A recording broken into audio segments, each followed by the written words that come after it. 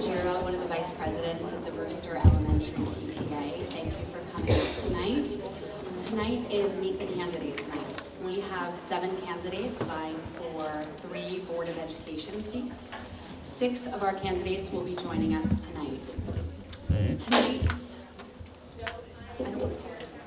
discussion will be run by the Women League of Voters. The president is Eileen Riley, who will be vetting questions that were handed in through index cards. If you do have a question, we ask that you please write it down on an index card and find a PTA member, and we will bring it down.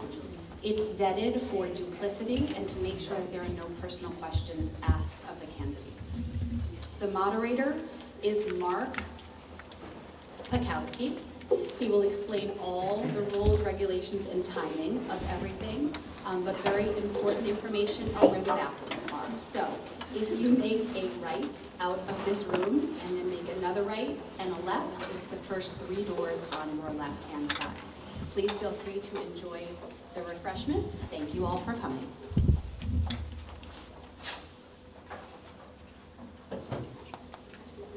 Hi. I'm Eileen Riley, President of the Putnam County League of Women Voters. It is really great to see all of you here tonight to meet the Brewster Board of Education trustee candidates. Our league will be moderating tonight's forum. A little information about the League of Women Voters. We are a nonpartisan, grassroots political organization open to men and women. We encourage informed and active participation in government and work to increase understanding of major public policy issues. The League neither supports nor opposes any political party or candidate for elective office. Now to introduce tonight's moderator, Mark Pakowski. Mark is a resident of Mahopac and is a 25-year veteran public school music teacher in the Yonkers school system. A firm believer in community and public service, Mr. Pakowski has served on numerous advisory councils, most notably as an advocate for public education and arts in education.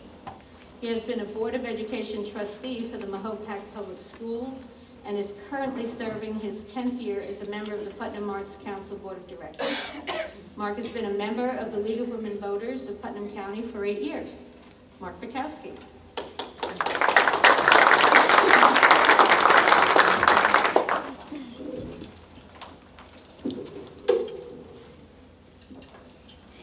Thank you, Eileen.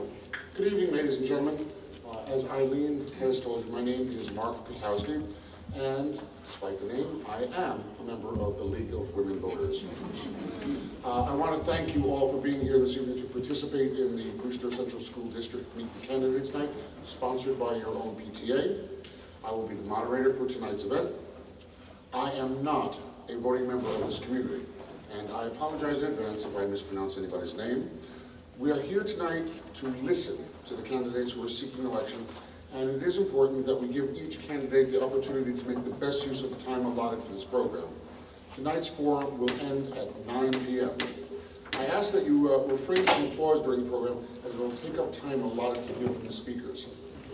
Index cards were handed out to you as you entered the auditorium for you to write out questions. Additional cards are available if needed. Please return your completed index card to a PTA member. The questions will be vetted by a PTA member before they are read by me, the moderator, to the candidates. You're advised that the questions posed tonight and the answers that are given are not to be personal in nature and are to address the position that the candidate is seeking.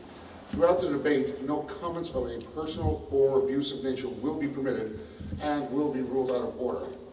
No calling out or heckling will be tolerated, and those who cannot conduct themselves properly will be asked to leave the room. At this time, we request that you please turn off your cell phones and any other electronic devices that might interrupt tonight's proceedings. Videotaping of this event tonight by private individuals is not permitted. All right, allow me at this time to introduce the candidates for this year's Brewster Central School District Board of Education trustee. There are 3 available seats, and the candidates are Christy Pellegrostini, Daniel Heinz, Mary Kay Milson, Sonia Masika, Eric Grutzner, and Scott Seaman. Again, I hope I pronounced everybody's names correctly. The ground rules for this evening's event are as follows. For all statements by the candidates, the timekeeper will notify the speaker when 30 seconds remain by holding up a yellow sign, and again when time is up by holding up a red sign. Our timekeepers this evening are Ms. Phyllis Horner and Julie Boyd of the League of Women Voters of Putnam County. Will you please give them a round of applause?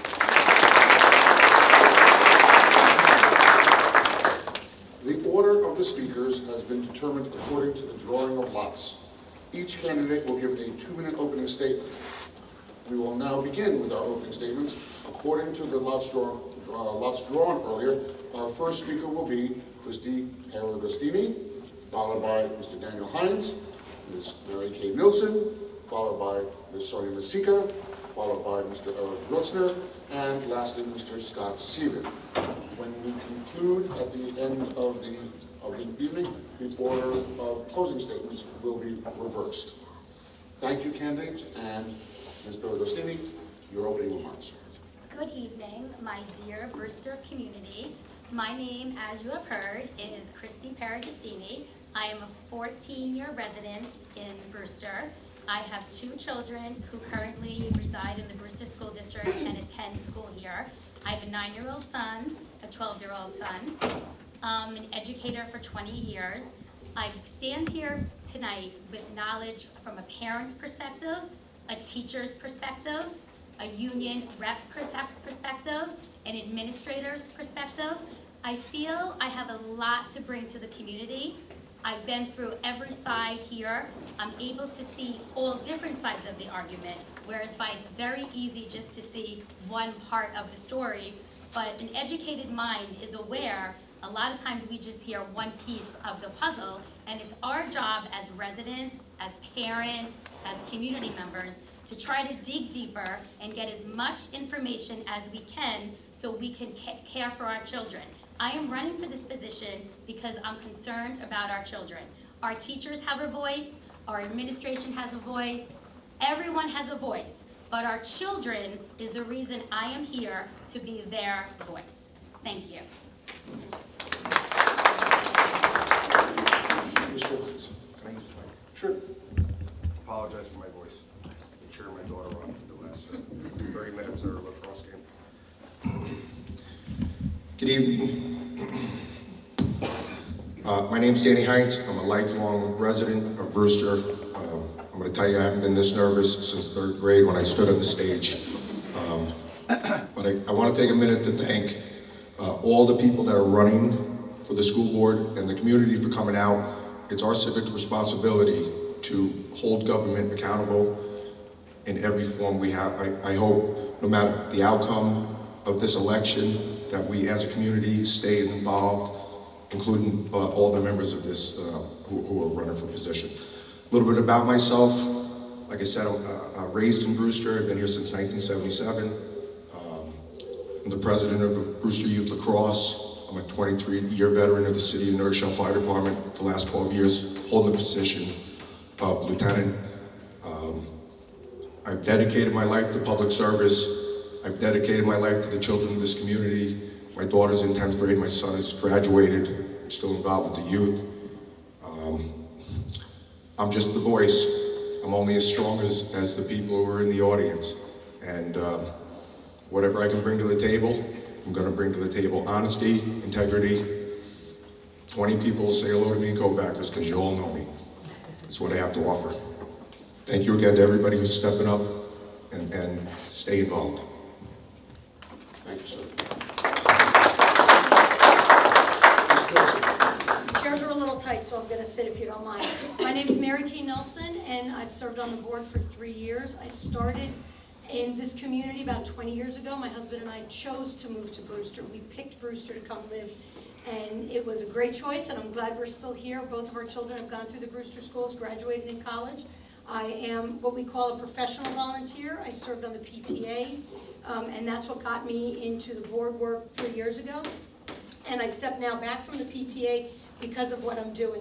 Through the last 3 years, I have made public education for our students, a priority in everything I do.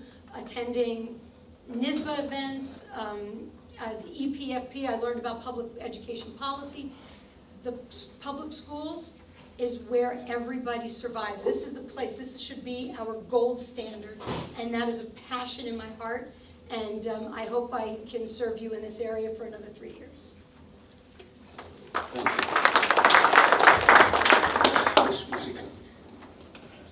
Thank you everyone for coming. I know it's kind of a late night, so I appreciate that. We all do, I'm sure. So for those who don't know me, I'm a resident now for 11 years. And like Mary Kay, we came up from Brooklyn and we're looking for where we were going to raise our children. My son wasn't even born at the time. And we looked for a small community that we could call home and have our children grow roots. That was very important to us. And for myself personally, I have 2 children, just to say it, 2 now, one in 7th grade and one in 4th. And for me, public education is, to say important is to understate it. The fact that we already spend tax dollars to go toward an educational system, those tax dollars should be put to the best use. It drives me crazy when legislation and things happen that support private schools, because while that's a perfect choice for some, I just believe that every child should get the best education through our public schools, and that's what I fight for every child to have access to their needs, and it's not always easy. In my 6 years now on the board, I've learned there's a lot of red tape that comes out of Albany, and the job really is to find the balance to meet the demands of Albany and at the same time meet the needs of all students. What else can I add to that? As far as finding that balance, I find that I just work toward listening as much as I can to as many sides of the argument, looking at the facts, and helping us use all that to work together, to meet the needs of all students and make our district the best it can be. So, thank you.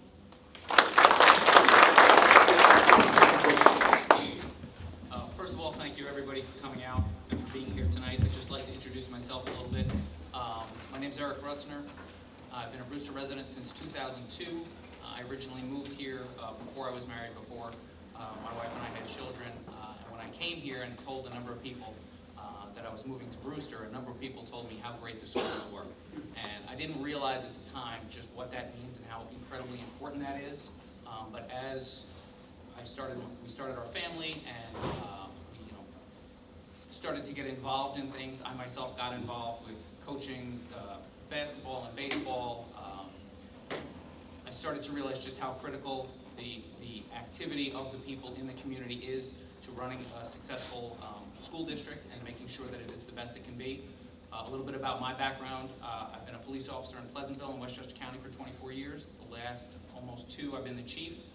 During my time, I spent 10 years as the union president, so I've really been on both sides of labor and management and had experience. I don't see any reason why labor has to battle with management. I think in a community like this especially, those 2 groups absolutely should be working together, collaborating, and trying to find what they have in common as opposed to where they separate and where they divide. So I just, again, like to thank everybody for being here. The last thing I'll say is about a year ago or so, my wife and I decided that we had been in a condo in Fieldstone Pond. We decided we wanted to move to a house, and we had obviously opportunities and decisions to make as to where it was going to be. But having spent the time in this community and with the schools, my son is in 4th grade, my daughter's in 2nd grade. We made the commitment and the decision that we definitely wanted to stay in this community, and that's what's motivated me to be up here tonight. So thank you very much.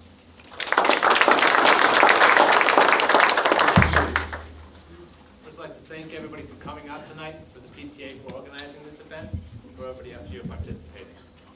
I lived in Brewster for over 20 years. I have 3 children, 2 in the high school, and one's gone through this district and is now in college.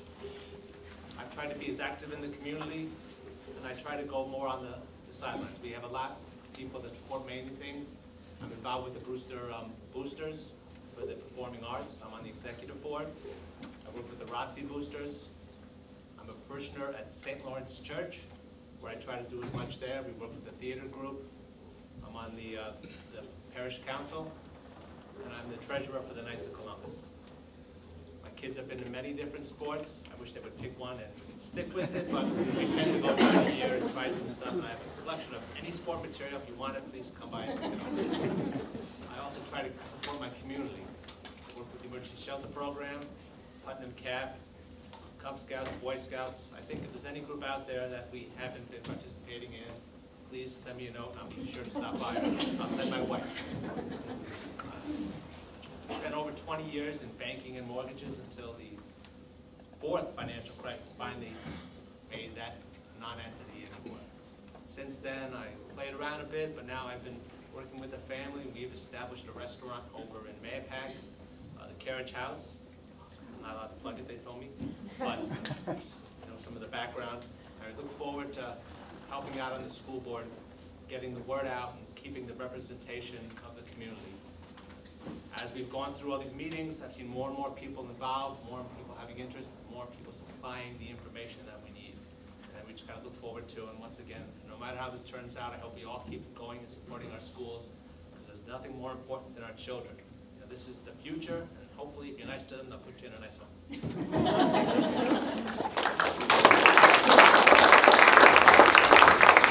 Thank you very much, ladies and gentlemen. We will now proceed to questions that have been submitted by you, our audience member, and these questions have been vetted by our PTA and League of Women Voters. A word about the questions, however. Often, people will submit roughly the same question. If your question itself has not been asked tonight by me, it could perhaps be because our questions refer to the same issue, in which case we did not want to be duplicative or repetitive, so we chose one. Just so you understand how our process works. First question for the evening, we'll start with our answers with Mr. Heinz. You will go first in your response, sir. And the question is, one of the most discussed frustrations from parents is what is referred to as poor or unclear communications. What are your thoughts on that?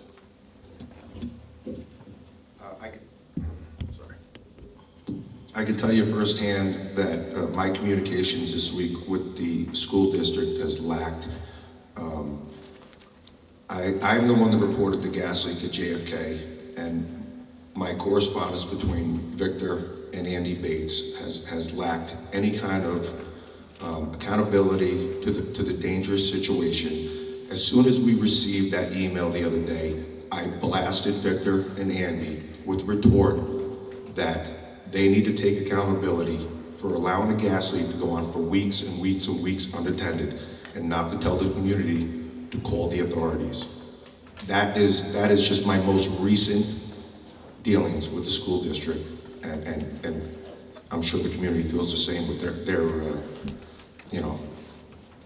interactions with them. Ms. Nielsen. So there's a lot of things that have to be communicated to a lot of people. Some are parents, some are community members who are not parents in the district. And it is difficult. What we've done recently is kind of institute electronic communications, text messaging to everyone. And I'll tell you, if you're not getting it, please call, because the text messages are almost the best way to get you immediately. Bear's backpack, again, if you're not getting it, please call. Printed copy in the kids' backpacks. We are doing, I want to say, anything that we can do. So if you have a better way to help us communicate, let us know. But what we're doing is everything that I think we can do in the text messages. We had a meeting last night, and everyone heard by text message to come. So that's the most exciting new event, new process. Ms. Masika?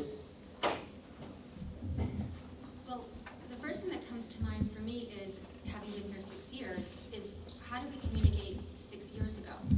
And from where we were to where we are today, it's not perfect, but it's a huge improvement.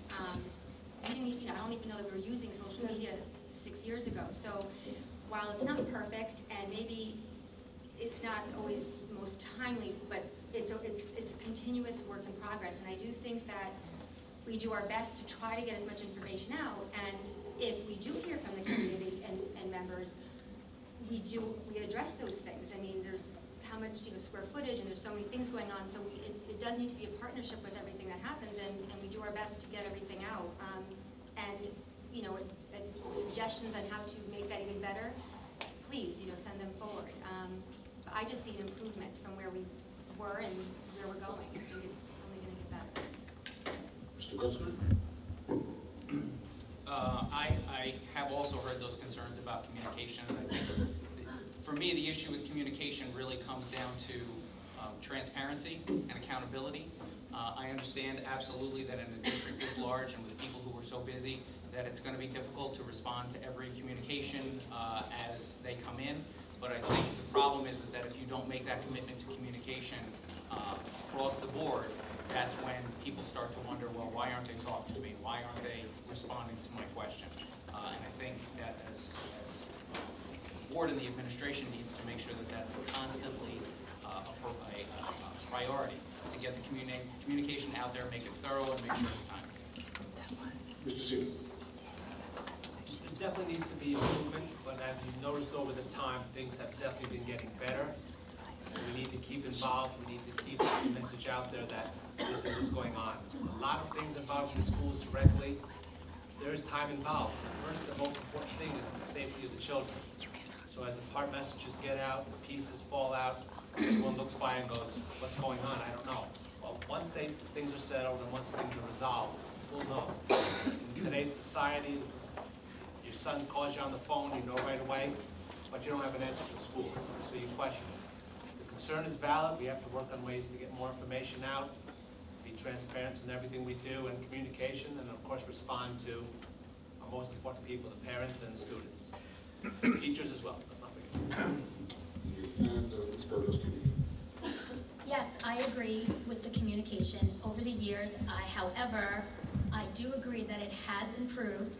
I think something the parents need to work on, even in my own friends, in my own circle, we get the notices and sometimes people aren't opening them because we're so used to our children coming home with the notices in their folder. We open their folder, we hang it on the refrigerator. So that's not what's going on anymore, and parents need to remember they need to open up what is the link that the school is sending, and for the most part, I would much rather the school take care of the children first and then send me an email about what has gone on. My first concern is their safety. My second concern is finding out about how they were made safe. Thank you all. Our next question, we will begin with Ms. Nilsson. And the question is, in your view, candidates, what has the district done well over the last 5 years? Okay, I have a minute. I'm going to jump on the strategic coherence plan for this reason. The district had an aggressive plan to bring everyone in all buildings together. And when we found that plan, we didn't put it in a binder and put it on the shelf.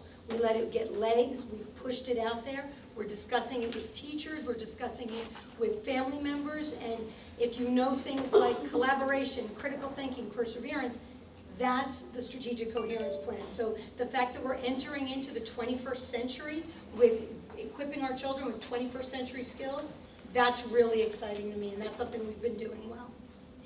Thank you. Ms. Masika? So I'm going to add to that because prior to the SCP, having been on the board, what I saw was inconsistencies between buildings and even classrooms and the continuity that I think was needed throughout the district. And that's what prompted the work for the SCP. And it was important for us to figure out what the vision of this district was going to be and come up with that 5-year plan. So we're in year 2 of that now, and it's something that I think many people understand the importance of, and I know we're going to continue to see through the 5 years to success. Mr. Wetzner? As a parent, my kids have only been in the school system for about 5 years, so I can't necessarily compare it to anything before that, but I can say a few things about that. The one thing I've really noticed district-wide from my kids' experience has been, I think the district does a tremendous job of incorporating the younger grades with the older grades, and really giving, my kids have, their experience has been that they really feel like they belong to something bigger than just their class or their grade or even their school.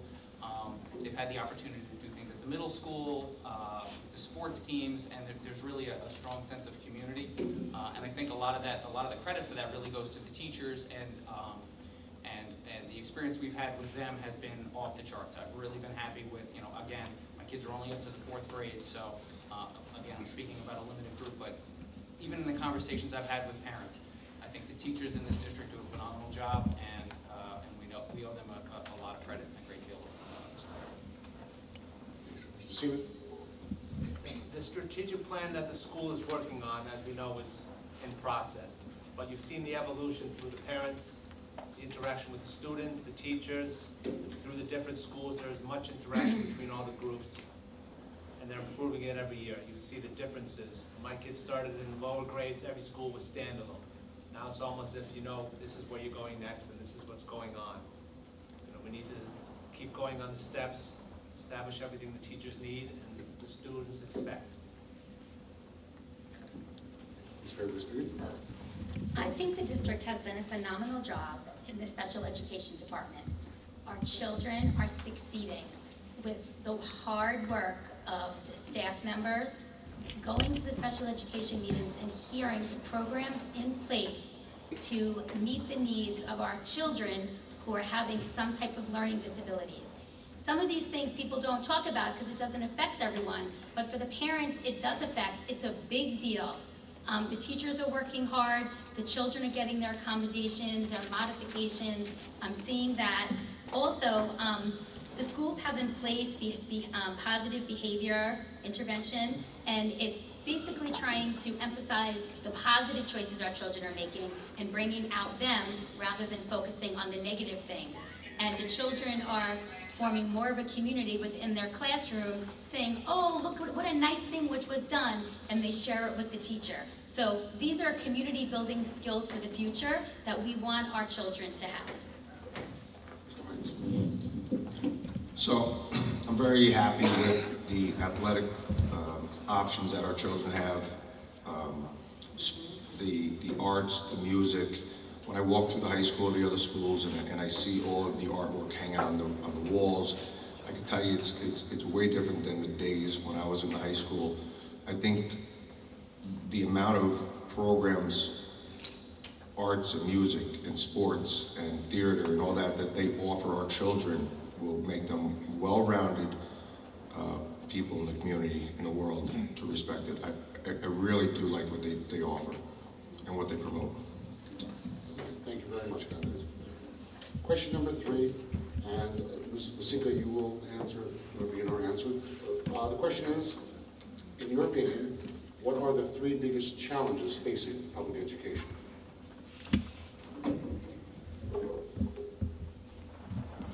I would say the challenges, while they exist within the education itself, they're actually outside of that. What I've learned in doing this work is the restraints that Albany does put on us and how we can implement a lot of different things. And so for me, that's just something that I always I'm very frustrated with. Another thing is the implementation. Once you have approval to do things, or do we have the consensus? Do we have the buy-in? Are we, all on the same page of how to get the job done? And there can be frustration in a lot of different aspects of this work. So for me, it's less about the instruction, but the frustration about all the other factors around that.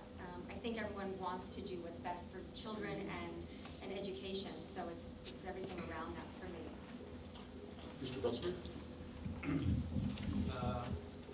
For me, off the top of my head, the 3 things that I would mention would be A, obviously the requirements and the fiscal spending that is completely out of control of the district. It comes down from Albany, and there's really nothing that we can do about a large portion of the money that we spend. So obviously that takes away our ability to make local decisions, which really, in my opinion, are the best way to decide where resources should be allocated and how money should be spent. The fact that in order to increase our revenue usually is going to come on the backs of the taxpayers. I don't have a solution necessarily for that, but I think as far as the challenge is concerned, it's obvious that to have basically all the money having to come out of everybody's pocket makes things very difficult. And lastly, I would say the fact that the standards of education and actually what goes on in the classroom comes down from on high. We all remember a few years ago when Common Core was implemented, the state testing and those types of things. Again, I would prefer to see much more local control over the instruction and the way that things are handled inside the classrooms. The number one is all the unfunded mandates. We're told what to do and how to do it without really having a lot of direct input. I mean, nobody knows the schools better than the people in the schools. People that sit up in the state, basic guidelines I understand, but they're very specific. They ever changing rules and guidelines. It goes a year and then they change it. And it changes again. We have requirements for the graduation of the different types of people. Different requirements for different students. And then the school turns around and goes, oh, by the way, it's next month and we're changing the rules on you again.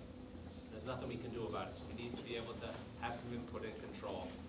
And lastly, just the expenses now. I mean, everything is going up.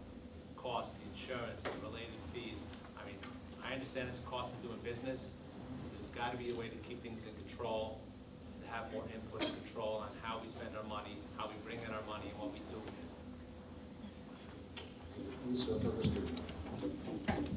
What frustrates me is the availability of grants.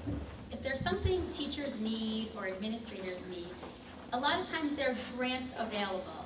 In order to get the grant, the paperwork is very long, the approval process is long. So whereas by some may say, oh, there's nothing available, it's not going to happen. It could happen. You have to get the right people to fill the paperwork out and continue the step process of receiving the grant money from different corporations which are happy to offer the grant money. Another thing that I find frustrating is we send our kids to school in certain classes, individualized for their learning, honors, regions, and then they're expected to take the same exact state test. It doesn't really make sense. We're giving them exactly what they individually need during the school year, and then all of a sudden, everyone has the same exact test that they're responsible for taking. Thank you very much. Mr. Hines? Well, I apologize to jump on the back of everybody else being the last one here. You guys left me, you've left me nothing, but... No. Go ahead. No. Honestly, Albany's the biggest challenge we have. I spoke at length with Sonia the other day, and it was a real eye-opener to what I am getting myself involved with. I'm just a lay person here. There is a tremendous amount of red tape in Albany, and if you want 3 things, there's probably 300 things that come from Albany. I'll be interested to find out more about it. We have a lot of problems in Albany with the mandates, with everything that's required. And thank you, Sonia, for pointing all that out to me. It really was an eye-opener. And the issue with being last is everyone said your answer. So unfunded mandates, I know that sounds like a buzzword, but that is Albany, and I don't care about politics. It's coming from Albany State Ed, telling you this is what you must do, and not giving you a dime to do it, so we have to fund it. The other issue is with state testing. Albany, one of the unfunded mandates is we have to provide reviews for our teachers, APPR, you may have heard. They attach APPR with state testing, so we have to test the children so we can review the teachers, and there is no way we can have a relationship with staff, their administrators, if they have to worry about is the child going to get the right answer on the test, so I'll get a good review. So that's all the unfunded mandates, the mandatory state testing, and unfortunately it does come from Albany, and we have to just keep advocating for public schools and for our children. Thank you all. We're rather prescient in your answer. Our very next question refers specifically to APPR and state testing. And the question is, would you please give us your thoughts on those 2 topics, APPR and state testing? And Mr. Grutzner, we'll begin with you, sir. Well, I can speak more knowledgeably about the state testing, mainly because my son is going through it currently and is dealing with it now. The fact is, I understand what we're trying to accomplish. We need to have some sort of data, some sort of data sets, some information to see how we're really doing. Okay, we can't live in a bubble. However, I think the application of state testing has been highly suspect and incredibly questionable. It doesn't make sense to me. The standards that they put in, I know they try to make it less pressure for the kids, and I'll say this, my son hasn't lost a minute of sleep about it. He looks forward to the state testing days because he gets 2 recesses out of it, so that's a good thing. But in general, we're spending way too much time in the classroom trying to hit certain marks and making sure that these kids are prepared for these tests, and I'm not a fan. Thank you, sir. Mr. Sini? Major problem with state testing is it's not specialized enough. Every community is different. There's a standardized test that tells you this is the level, these are the requirements, this is what you need to make. And then if you don't meet these requirements, these are more tests, this is more paperwork, this is more things you need to do. All this does is involve us spending more time away from the true point of educating our kids. Testing to a point, like Sue pointed out, I understand. We need a baseline, we need something to set it up to. But every group of kids are different. Every school is different. You can't have a standardized testing through, especially when it's tied directly to teachers and what they want to do. We have to be able to let the teachers teach instead of just making pass tests. Some kids respond well to them, some kids don't. It's really a matter of what we do and how we set it up. Ms. Augustine. I want to just clear something up. The teachers, the students' scores on the state test are not connected to the teacher's evaluation score. That did happen, and the Teachers Union of New York State fought very, very hard to stop that. We're going to meet again to rediscuss it, but it was very stressful for the children, and this is why a lot of you, including my own children, are not really feeling that pressure and that stress that the kids were feeling years ago. The stress the kids were feeling years ago was based on the teacher's stress, because if the children did not perform on the test well, the teacher would get a teacher improvement plan. Now, for all we know, Johnny could have woke up and had a headache that morning. Maybe his parents had an argument, and here he is coming to school, taking this test that the teacher worked all year to teach him, and he bombs the test. I was told to stop. Okay.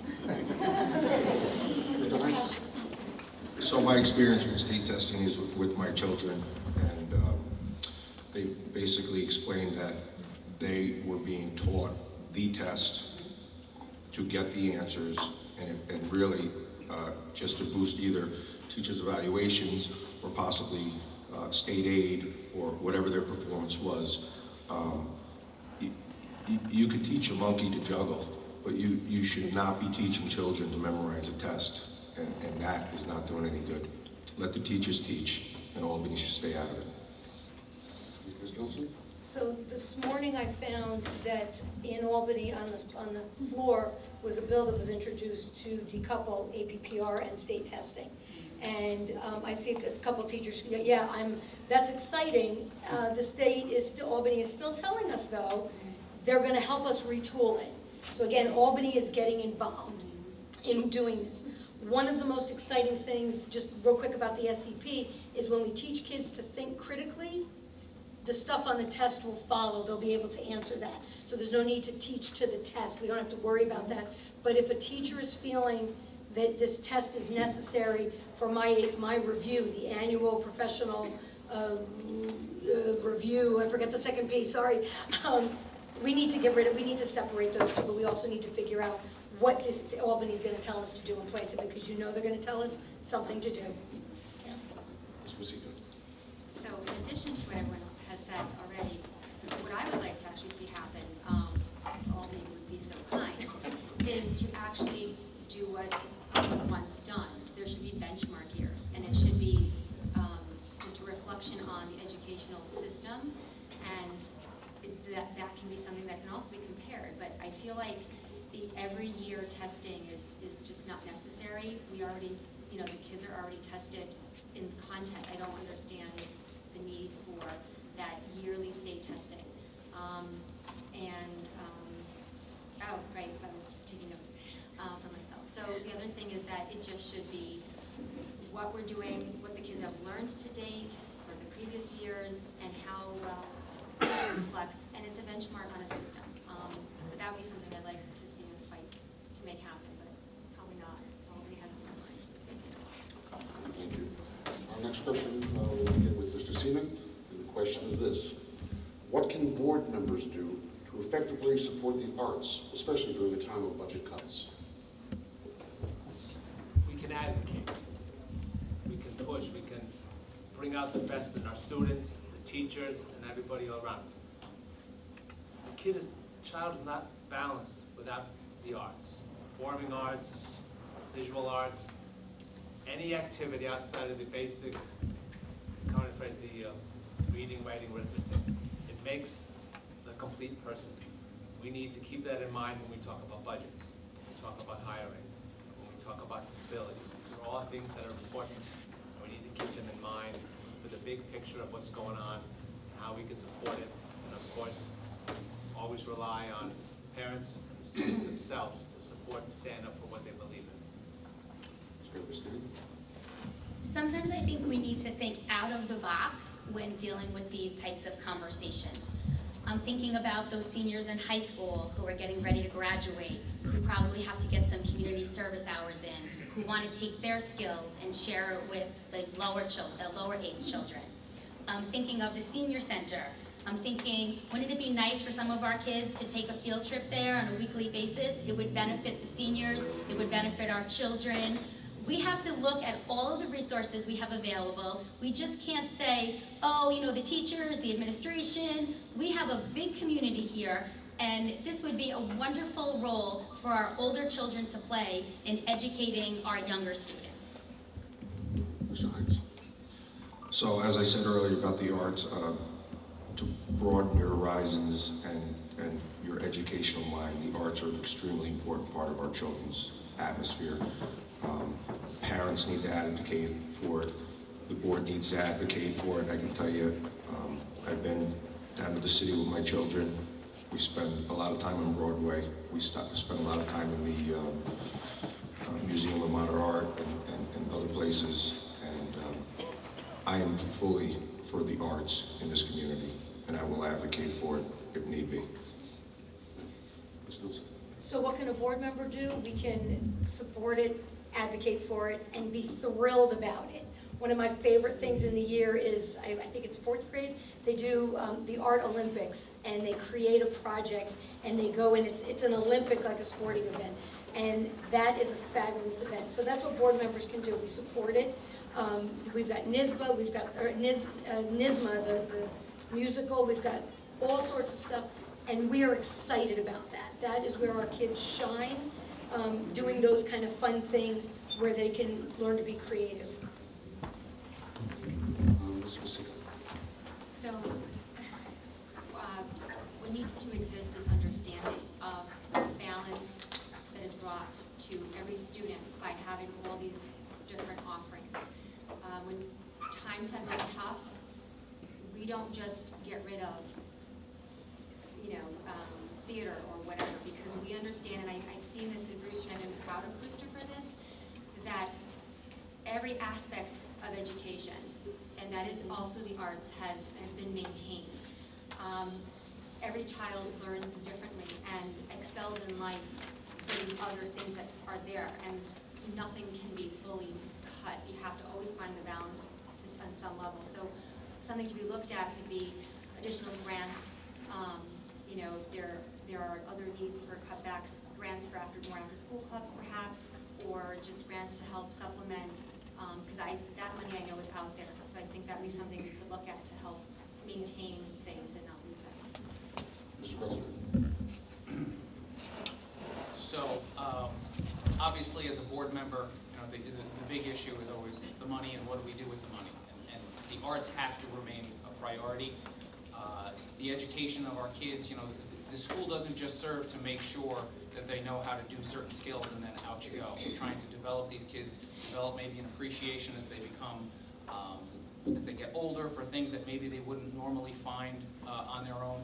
For myself, I was involved in the band when I was in school, and I really never stuck with it, but I know there are kids who are in this school right now who don't feel as comfortable anyplace else except in the art rooms and in the music rooms or in the theater. And so if that's the case, we have to make sure that we maintain that priority because for some kids that's their outlet. You know, it would be crazy not to recognize that how important that can be to some students who are learning and growing and learning what they're going to be as adults. Thank you very much. The next question, we're back to our top of the list. So Ms. Christine, you'll answer this one first. The question has to do with residency requirements. What will you personally pledge to do to make sure that the residency requirements for our district are strong and adhered to? I know that this was done by a local community member already, which I think I commend them for doing this, very much so. Calls were made to other communities within our surrounding area, and we compared our requirements to their requirements to enter into the school district. And apparently, our system has been the same for years, and it needed to be revisited. I was hearing that a library card was even acceptable. So we would need to find out what is the norm across Putnam, Westchester County. Why do we have so many kids in our classes? And other towns, maybe they don't. What are they doing to really advocate for low class size, making sure that the children actually reside in that town? So we would need to revisit, which I know the district has done, because we received a letter that I read, saying that the district is in the process of reviewing the residence requirements, comparing what we're doing to other districts in our surrounding areas. I would like to see an immediate audit of all residency. I would like to set forth a policy that proves residency every 2, 3, 4 years, whatever would be accepted by the board. I think residency fraud is a huge problem when you have a district like Brewster that offers so many amazing programs, and people are coming here to use our tax dollars for their children illegally. I'm appalled by it. I want to thank the people who have brought it to light, and I do not take, I take it very serious. We need to control it. And I will say, I don't know why, I brought this up at the meeting the other night, how we went from 18 investigations to 16 investigations to 6 investigations for this year when it is a hot topic. I will find out that answer though. Ms. Nelson? Thank you. I also believe that a school for Brewster should be for Brewster residents, Brewster children. We have to be very careful not to discriminate, because if there's a legal issue, we've now set the school into a litigation which would cost taxpayer money. So the policy committee, our policies are reviewed by lawyers. I'm on the policy committee this year. There are board members on the committee. So it's very important to make sure our policies are legal. There are lots of communities surrounding us that have really exciting, robust policies that are unenforceable. So it's one thing to have something on paper, it's another thing, can we make this so? I'm also really excited that we are going to just take an audit of what's going on, not just for residency. There's lots of areas in the school district that need to have a separate set of eyes looking at it to make sure we're doing it right. That's how we find our mistakes, not just me proofreading my own work. So I'm excited about an audit for all residents, and just see where the mistakes are, and see where the issues are. So, a few things. We have an audit committee. It's required by law, and there's an internal auditor and an external auditor, and we're actually meeting next week. It was already on the calendar, so it's kind of good timing. But we already have to pay for those services. Again, it's required by law for us to do so. So I want to inquire with them how we can do an audit of this kind and you know, to what extent and all that. So it's a lot of different pieces have to come to the table. What the law requires, what can we do internally. But the other thing is, the board functions most of the time under attorney, you know, advice. We don't know the laws. We have lawyers that are, this is their specialty. And and I want to say it's a good thing that the community did, because it's how we're going to always grow when we all work together.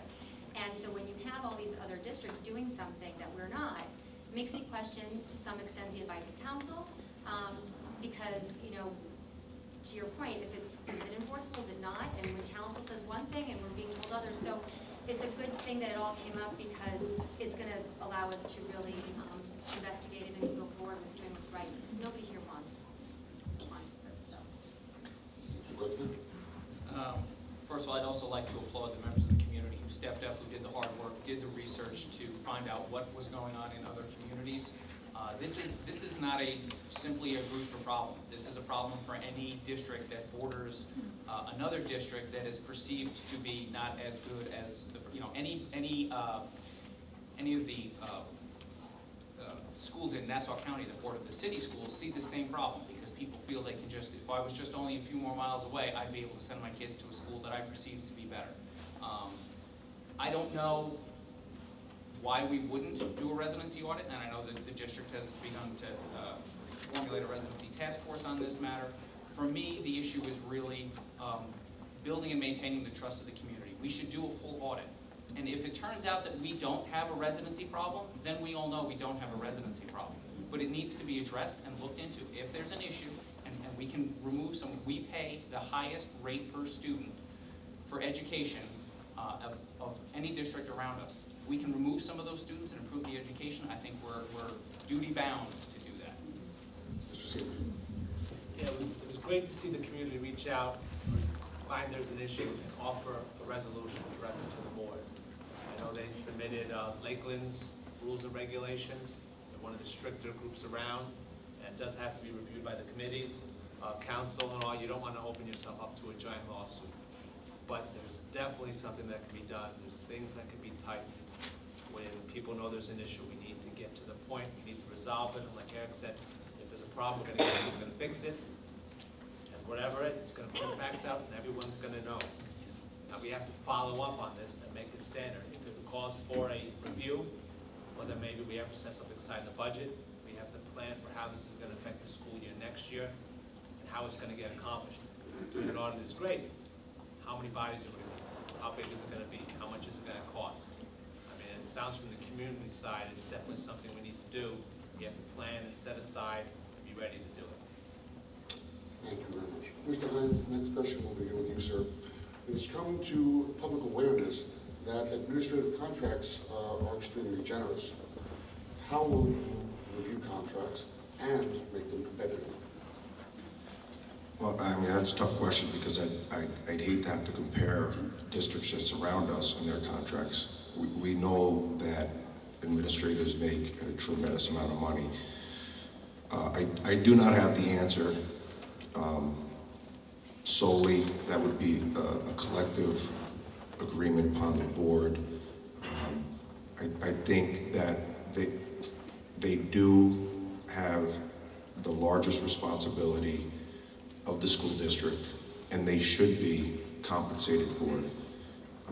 What I don't like is all the fringe benefits that are hidden behind the contract that boost their salary way beyond means. Like I said, I do not have the answer to that solely. That is a collective agreement, and many minds have to get the best candidate at the best price for our school district. Ms. Nelson. So because the contracts are public information, as board members we can talk about them, and I'll tell you that the contracts of the administrators that are on staff now are lower than they've been for the past few administrations. And you can look that up on the website. And that was before last week, so you could look that up. The administrators do work 7 days a week. They've got their doctorates, some of them.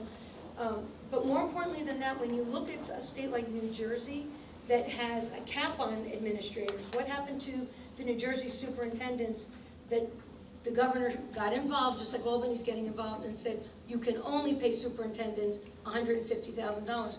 Qualified superintendents, qualified administrators fled and left because they know that they can't do the work that they need to do for that. Thank you very much. I think the question kind of answers itself in that it has to be a review and at the same time be made competitive to the surrounding area. And it's not an easy task. It's funny, actually, the recent article that came out that Mr. Wilson did, it was informative for me as well to see and to compare what other districts do, because when these discussions happen, we always request what is happening around us in the surrounding districts and make sure that, you know, we're fair, but at the middle to low end at times area. So, and as far as I know you mentioned the fringe benefits, sometimes depending on many variables, those things can be ways to make the salary itself less, but to help with other things. And it's all part of negotiation depending on, like you said, you know, who's there and how you can do best by the district. And I hear the frustration. You know, I don't disagree necessarily, but at the same time, we always want to make sure that we don't turn into New Jersey and that people end up leaving and then the educational system potentially could fall apart as well. So. Mr. Goodster. I've had the opportunity to negotiate a number of contracts, both from the union side and participate in the management side of it, and it's a very tricky tightrope to walk, because you don't want to overpay, and we are talking about public funds, and we only have so many of them, and they have to go to do a lot of different things. But at the same time, you're not necessarily just paying the person you have now, you're trying to remain competitive for the next time you have to go out and find someone. And so we need to be mindful of what else is going on in the area. You know, the question said, used both the words generous and competitive. Sometimes it's going to be both of those things, because the salaries for administrators is incredibly high in this area. If we just slash that salary, we're not going to, even if we could enforce it on our current staff, we wouldn't be able to attract candidates. And I think we deserve to have someone, I mean, this is a big corporate, it's a $99 million budget that this person is administering, and I think it's important that we get the most qualified people to do that. Mr. Seaman. We definitely have to review this, but I've compared them to the districts around us, and we are very comparable. Our benefits, our pay, our packages are all very similar. There's slight variances from district to district, but it is a high-level position. I mean, as we are now, we're on our third superintendent in a short period of time, and honestly, her salary and benefits are lower than the previous two, so it is comparable. We do want to attract the right type of people. The other management and the other principals and those levels represented by the AAB, their contracts are comparable to the other districts around us. And over the course of the last 4 years, their overall pay numbers have gone down. It's a very difficult pill to swallow because there are such large numbers, but we need to be able to attract the best people to the positions. We want to keep in mind what the other districts offer. We need to be comparable to them, but we do want to accept and only get the proper people and pay them the proper amount, because we need the people to do the best job, like was pointed out with a $100 million budget. I believe that the administration staff and the superintendent of the district basically make the district. It makes the community.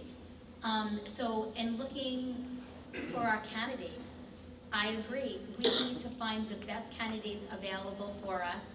And like we stated before, some of these fringe benefits we're not really aware of. We kind of know they get a couple extra things. Maybe the community would feel a little better if we knew what they were. In one school district that I was aware of, the superintendent was given like a house so she wouldn't have to commute back and forth to where she lived. And I think at some point it would be nice if we had a superintendent who was like part of our community, who was embedded in our community, who felt like a stake, who was here with us. But again, I think it's fine if we're paying them the amount of money, if we're doing the search, comparing the salaries, being careful with our budget, and getting the best candidates we can. We do not want a high turnover rate. We do not. Well, thank you very much.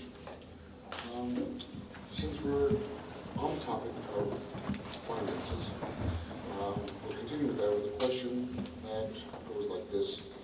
Are you comfortable questioning district spending that seems excessive? Can you differentiate items that may look good on paper, but will not provide necessary student support in the classroom? And Ms. Nielsen, we will deal with you. Well, I think that's part of the board's job, is to look at what the spending is, and if I don't understand what a line item is, I have to question it.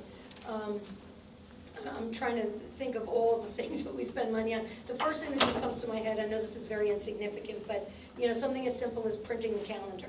So we thought, as a board, it was, oh, that's an easy one. It doesn't affect the kids. We can cut that right out of the budget. Okay, we know what happened there.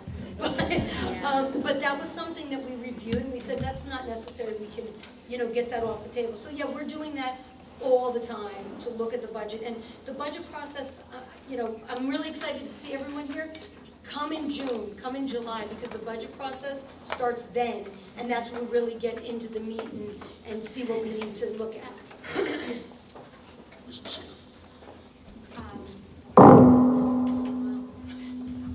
So, absolutely. I mean, nobody here is going to, because it's our money too. It's our tax dollars as well. We're not here to price ourselves out of the town. And I was on the finance committee for some years. It's one of the things that happens there, that you go through, line by line, different kinds of spending, and we do that work. So I can't see anybody wanting that to be the reality, that we just, spend money needlessly. But the discussions there, they take place all year, but the presentations to the public begin in February with the budget. So, and it's an ongoing conversation that we continually, scrutinize and evaluate and look at. But yeah, no, I'm not gonna sell myself out to town. I believe that questioning the spending and the numbers that come across and the purchases that are made and the decisions as to how we're going to spend our money is probably the most crucial job that a board member can do. I don't think anybody up here is going to say that they're not prepared to question those things. I feel like when it comes to the amount of money we're talking about, every dollar has to be accounted for. Every dollar has to be questioned. I've sat through processes where people, or my board, looked at me and said, okay, you want to do this? Well, how come if you're doing this, then why are you doing this as well?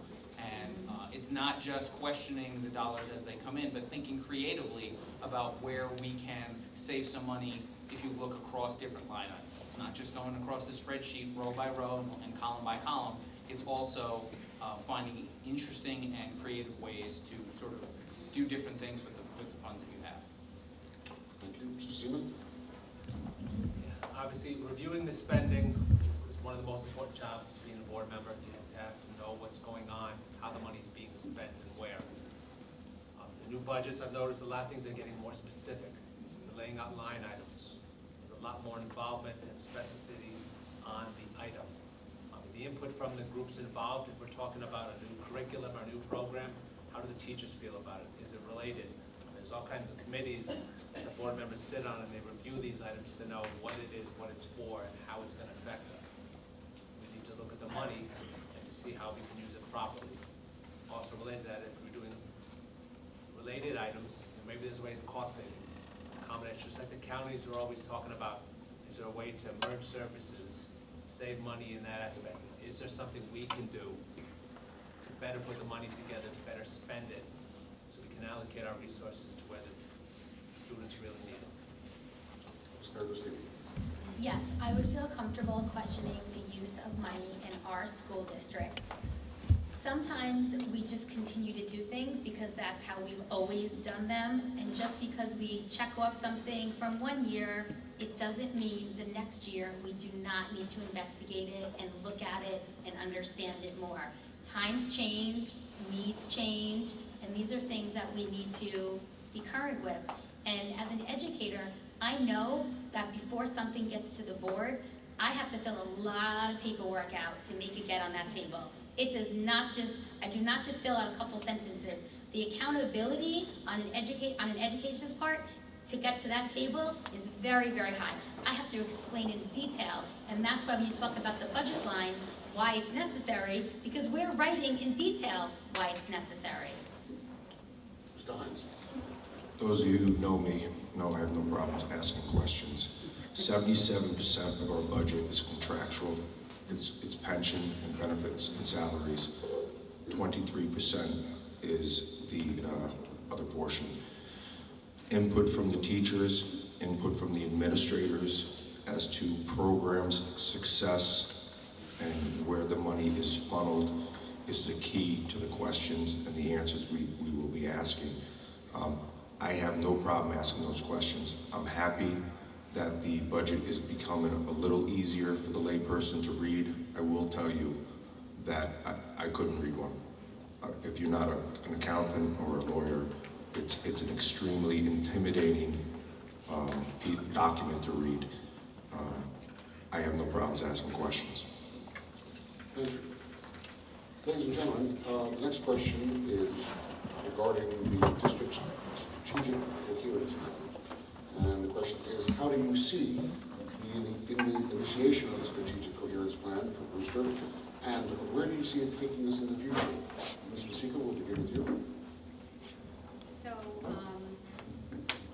I mentioned earlier, I was actually on the original committee that got together to figure out what that 5-year plan would be and what the ultimate vision for the district would be. And those meetings were at night, and then they continued on during the day, but the work continues, and it's an ongoing conversation with that committee of teachers and administrators and students and community members. And I see it coming to fruition, and at that point, evaluating, did we accomplish our mission well, and how can we improve, and where do we go from there? But yeah, I mean, that kind of answers it. Mr. Gutzner? So the strategic coherence plan and the way it was introduced and rolled out, I know for a lot of people, they first became aware of the strategic coherence plan last year when there was talk about the logo, and that was part of it. And so I don't know if everyone is comfortable with the strategic coherence plan because that is how they were introduced to it. But I believe as an educational formula and blueprint going forward, the objectives that it's trying to reach are admirable and are well worth doing. As educators, I'm glad that we have a district that is looking forward to finding out what are the new ways of teaching things, what are the new ways that kids are learning, and what are the skills that they have to develop so that they're ready to go out into the world. This world is changing. It's changing fast, and the fact that the district is taking the time to make sure that they're preparing our kids for that, I applaud that. Thank you. Mr. Seaman? It's definitely in the works. It seems every year they're integrating it more and more. Curriculum, how they teach the kids. The kids come home every year and they'll tell you something else. Their interactions, the way it's being developed, we just really need to look at the end of the year, we look back and go, this is how we put it through. Is there a way to improve it? Is there a way to tweak it? Is there a way to do better? How do we expand it? And it's a 5-year plan, and it just seems to be getting better and better. I support it. It seems to be a guide to show what the teachers, the community, and everybody else what we're going to do. So we have something to shoot for. We can't just change our mind every year. We decide on something, we decide and plan how to get there, and we stick with it. So at the end of the term, we progress. We've shown the community, the students, the teachers that there's continuity in what we do and why we do it. Mr. Hardesty? I think the plan currently is working out in a positive manner. I would be curious to know if there are check-in points along the way. I feel when you have a plan in place, a long-term plan, the only way to ensure success for a long-term plan is to have short-term benchmarks that you need to meet with the children and with the staff.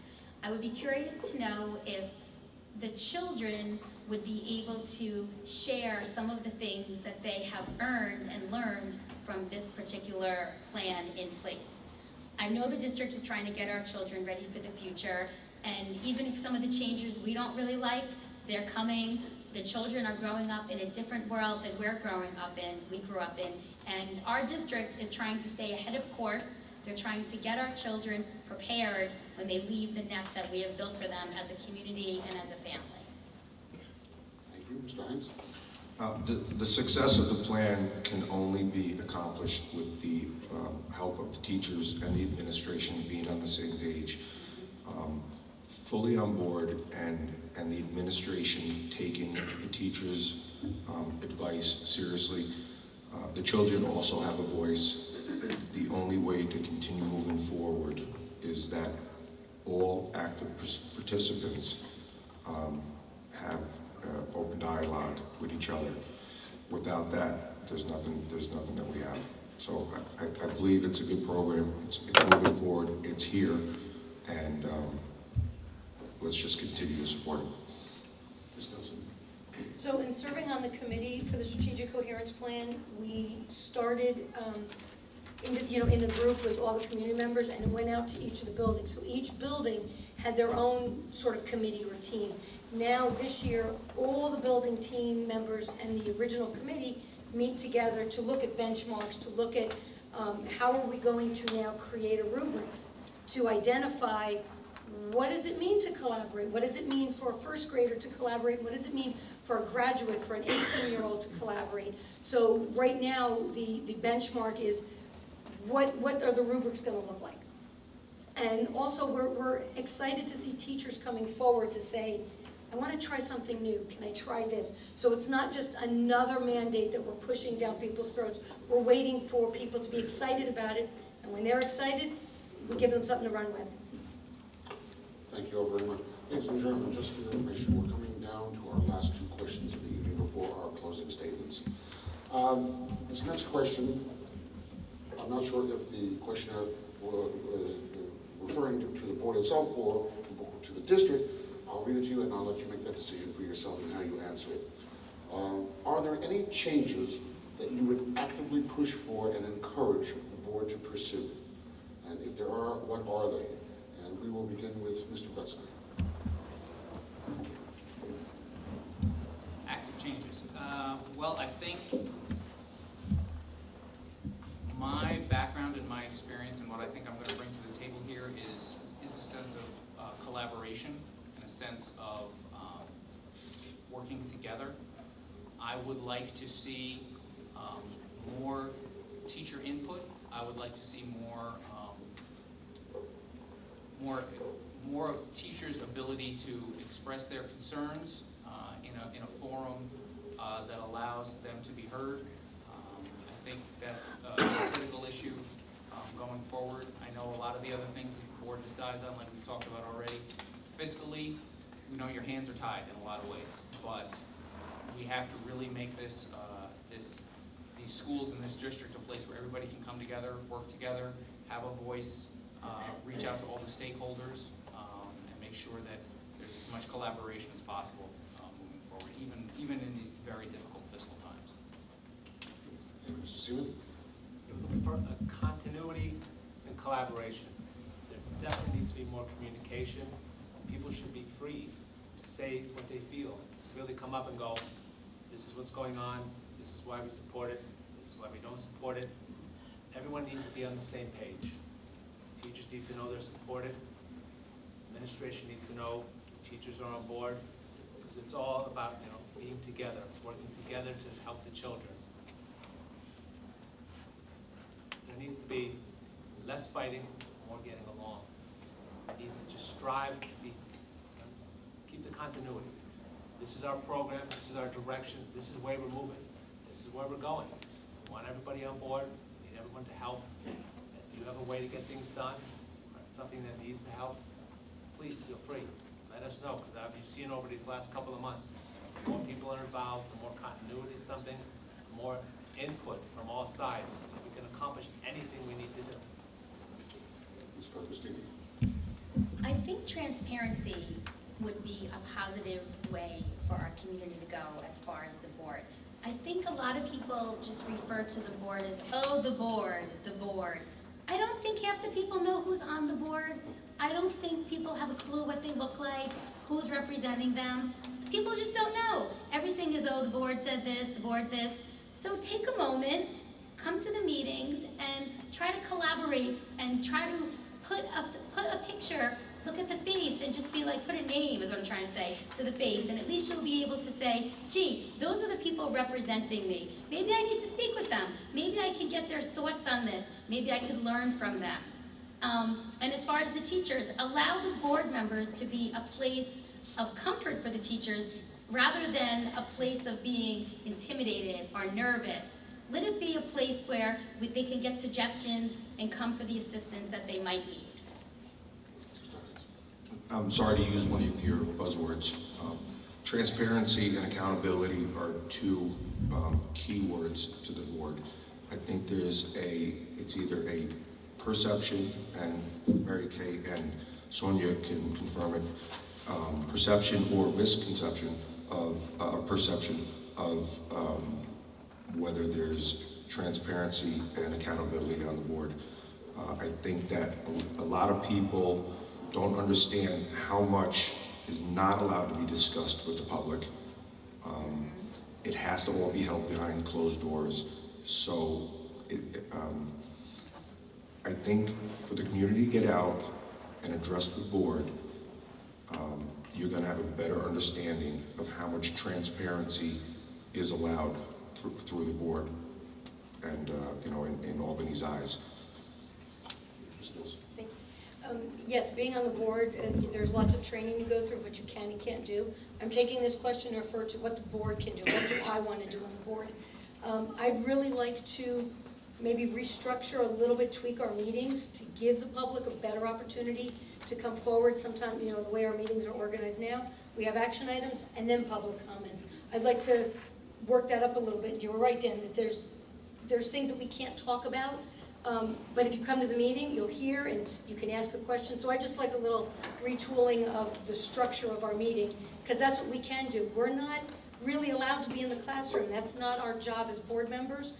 That's the teachers' jobs. We're not in the day in and day out, boots on the ground work. So those are the changes. I can make a suggestion, but that doesn't come from me. So what is ours is the board meeting. I'd really like to restructure that. So to address two things.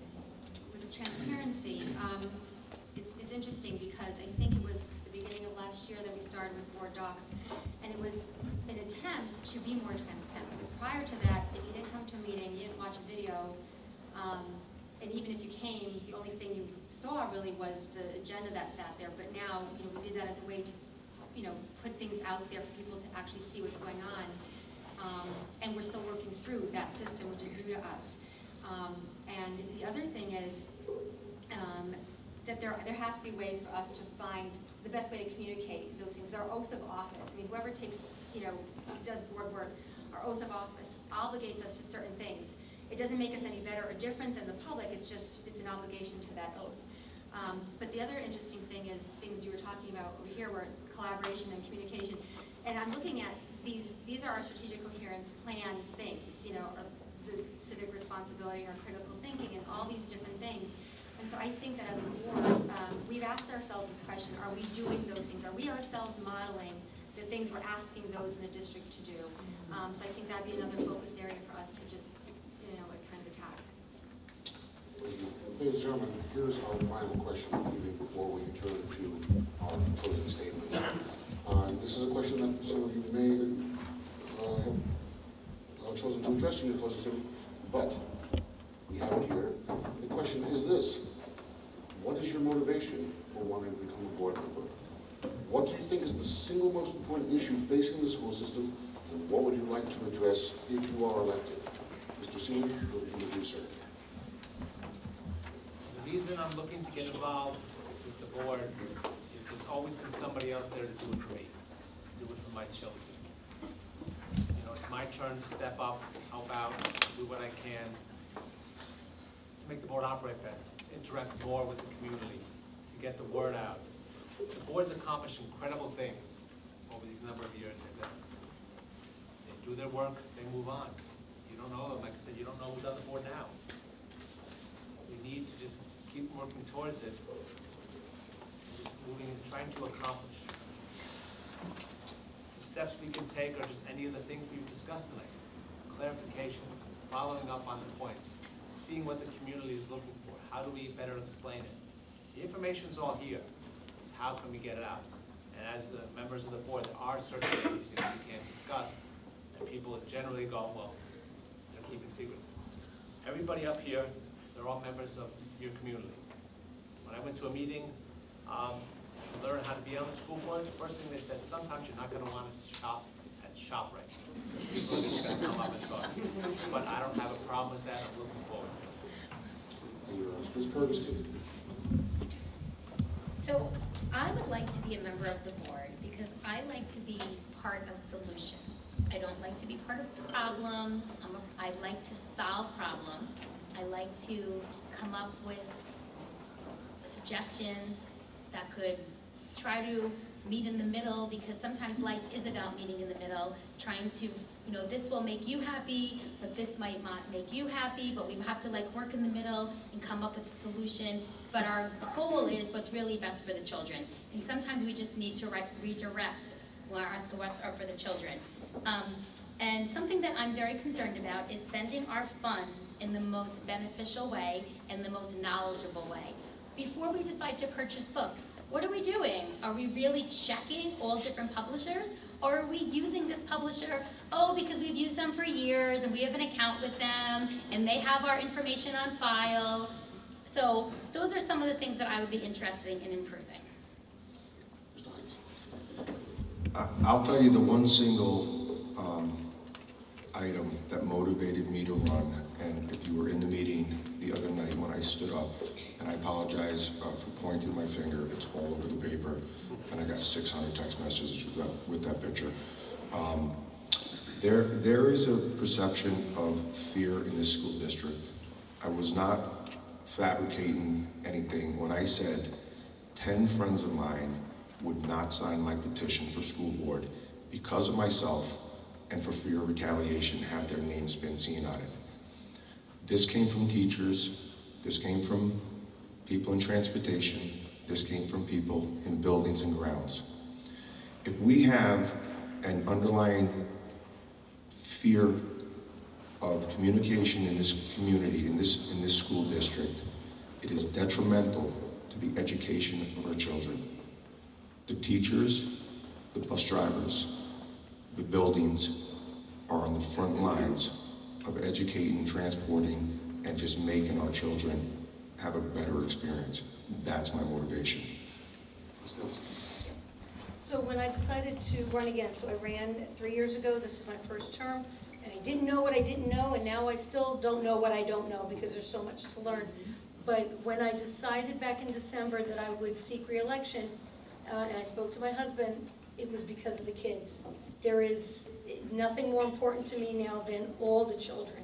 I started out as a mom only caring about my child. I went to put him in school, and then I cared about his few friends in class. And then he went, grew older, and they grew older, and I said, oh, I care about this whole grade, or I care about this whole building. And now the children are in my heart. Advocating for children is in my heart, and advocating for the best public school New York State can provide and what they should provide according to the Constitution. That's why I decided to run, so that I could continue, hopefully continue serving children. So my answer is simple but complicated. The simple answer is I live here. And, again, about the roots that I want for my kids, but they're the same roots I want for all children and all families that live here. And so for me, it's to continue the work of, striving for us to have the best education for our kids in this district. And actually my lofty goal, I want us to be top 100 in the state, and from there, continue to strive and climb that ladder. And I hate these rankings because they're so, they don't reflect actually what we do. But yes, I would like us to be known as being one of the best school districts in all of New York State. And so for me, the work just isn't done. And I want to Thank you very much. So that's My opening statement, if you remember my opening statement, I said in 2002 when I moved here and I talked to people who were familiar with this community, they said, you know what? Brewster schools are really, really good. Not a lot of people talk about them, but the schools, I had a great experience in the Brewster schools. And my motivation for running is right now, I don't know if someone were to move into this town, that the majority of feedback they would get would be the same. And I think I can get involved and hopefully make a change. I think the single most important issue that we have right now is the relationship between the board and the administration and the district in general and the community. I think it's everybody's suspicious. I think everybody's questioning things. I think a lot of things need to be discussed and brought about to strengthen and improve that relationship. We are all in this together. And what I would most intend to do really is to support the teachers and the staff as best as we can. We know that these are difficult financial times. We're not going to be able to pay people the most in Putnam County or the most in Westchester County, but if we can create an environment where the teachers are allowed to flourish, then I think we're on the right path. Thank you all very much. The time is coming for our closing statements. I realize I may have misspoken a little bit earlier. We're going to do our closing statements as per the lots that were drawn earlier. And so, Ms. Ferguson, your closing statement, please. I have enjoyed answering the questions. I hope that I was able to share with you some of the knowledge that I have about the Brewster Central School District. And I'm looking forward to serving on the board if I'm elected. And if I'm not elected, I'm looking forward to being part of the communication with the board to help them make choices that would best impact our children and our community. I gotta say, I have no problems with the education both my children have received here. I am extremely happy with the Brewster Central School District. As I said, I stayed here, and that was my choice. What I'd like to bring to the board is open dialogue with the community, with the teachers, with the employees, with the administration. I think it's very, very important that they know, everybody in front of us knows, our door is open, our phone is on, and if you have a concern, we will address it. It's the only way to further the goals of this school district. So as a public servant who, it's an interesting, there's no politics here.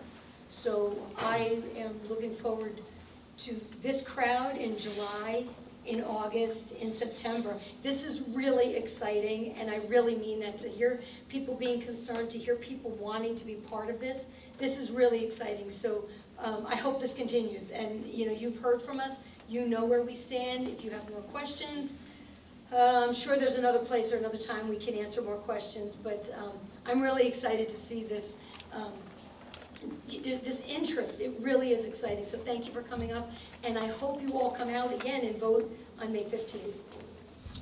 Ms. Basico. So, I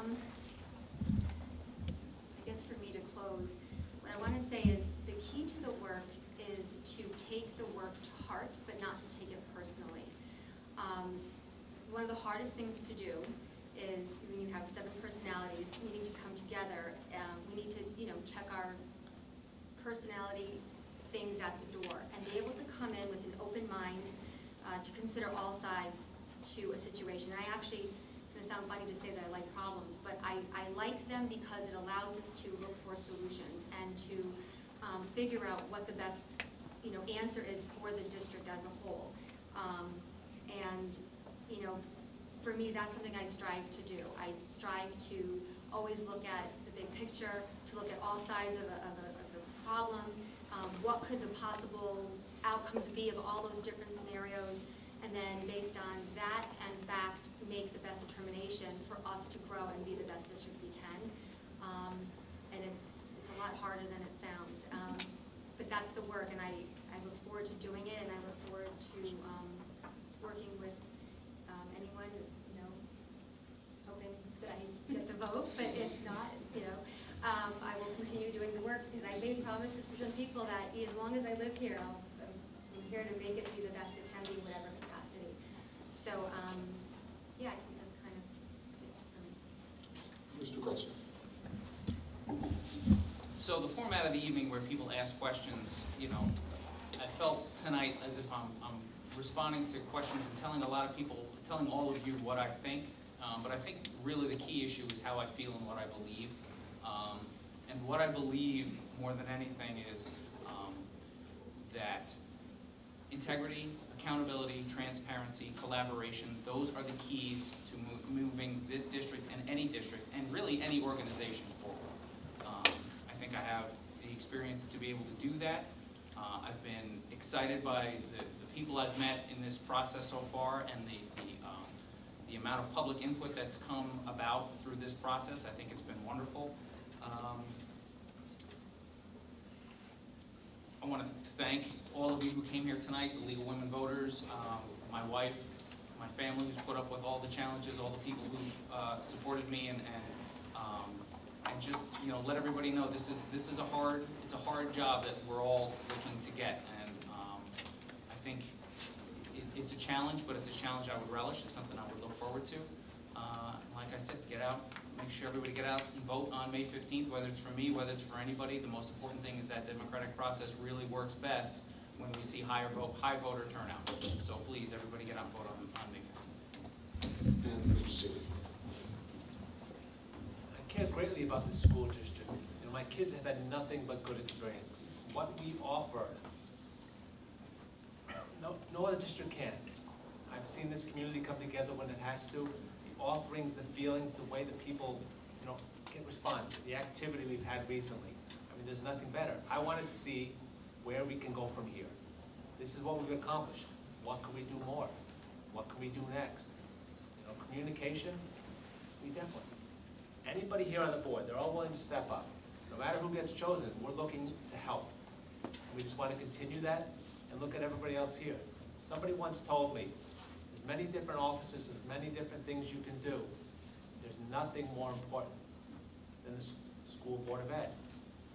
They're deciding the course of our children, you know, their lives, their livelihood.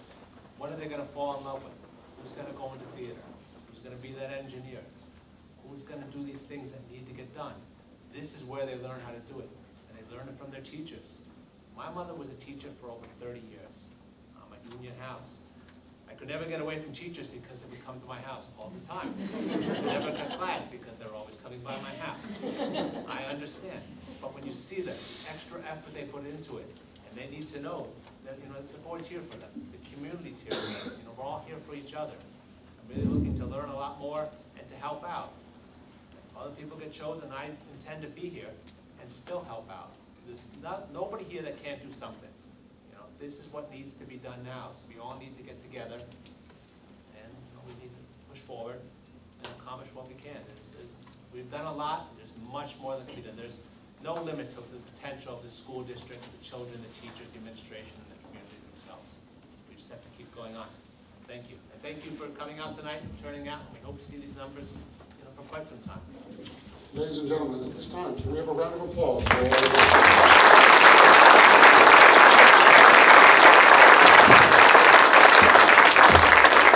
Before we go, a few thank yous. Once again, may we have a round of applause for our timekeepers, Mr. Zone.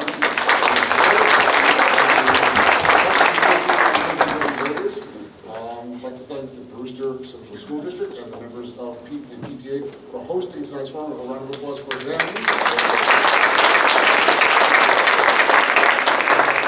About the League of Women Voters, we would appreciate your getting involved with the League. You can find us on Facebook, League of Women Voters of Putnam County. Please go find us on Facebook. Consider joining us and perhaps even helping us with a donation if you would feel so inclined. I want to thank you all for attending this evening. And again, we would like to encourage you all to go to the polls on Tuesday, May 15th. The polls will be open from 6 a.m. to 9 p.m. and the polls are located at Brewster High School. Once again, thank you and have a good evening.